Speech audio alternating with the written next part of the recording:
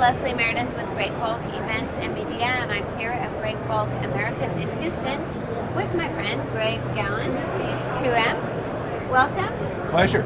Yes. It's my pleasure. Glad. Greg was the moderator on a key panel this afternoon, our supers panel. Most of the focus, I think, was on recovery. Tell us a little bit about the makeup of that panel and why you chose who you did.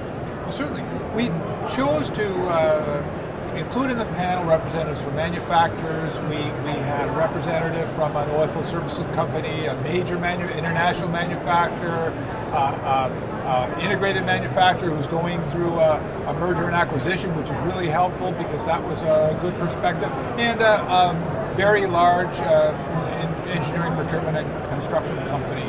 And the panelists were exceptional. They discussed two aspects. How are we weathering the downturn?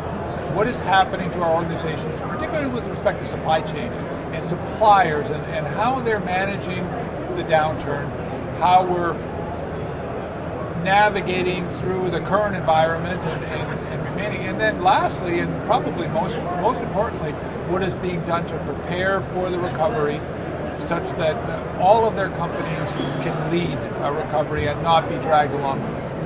The Amazon effect is what I like to call it. That being, John Q. Public now wants to know every step of the way where my stuff is. And it's now ingrained in everybody. And that's what we're facing in supply chain, in breakbulk and technology. The gap in what we do every day. We don't have that. And more our customers are going to want to know what's going on cradle to grave.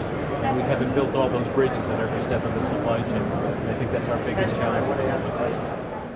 Right, being focused on building your strategic partners and making sure that we have supply continuity is going to be key for when we get back into the upturn of the industry. So investing in the future with technology, but mainly on your talent base and your supply base.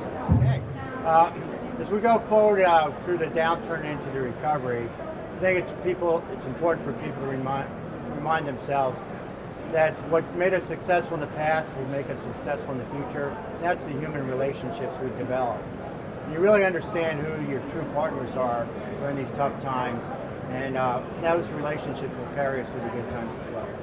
So I believe FMC is in a very good place for the recovery when it comes. Zero defect processes will stand you in good stead in good times and bad times.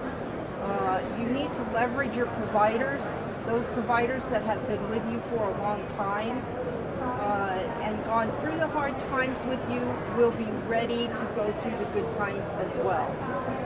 Make sure your processes are tight, make sure your trade compliance is number one, and because of our merger with another strong company, FMC and Technip are going to come out as a force to be reckoned with.